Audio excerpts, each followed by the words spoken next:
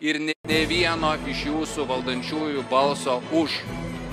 Nei vieno prieš. Vienintelis Žemaitaitis užsirašė ir nesąmonės pašnekėjo, nes susipainiojo straipsniuose. Tai sveikinu su tokia reforma, už kurią ne vienas nedėvote pasisakyti. Ta pataisa, kuri, taip sakant, norėjom kaip geriau išėjo, kaip visada, arba, kaip sakė Mikė Pūkuotukas, ir medaus ir pieno. Aš suprantu, kad geri santykiai su prezidentu kainuoja, bet jeigu tai leis sutaupyti bent vieniem metams sveiko proto, tai ką atidėkit. Ir šita pataisa suteikia 208 eurus per metus už vaiką. Ir net šitus 208 eurus jūs norite nebemokėti 2026 metais, o juos priversti atidėti dar metam ir pradėti mokėti nuo 27 metų. Tai ko gero 27 metais dar atidėsi 28 metus. Tas pasirodė, kad per tuos 6 metus vykdyta jūsų politika nepadėjo.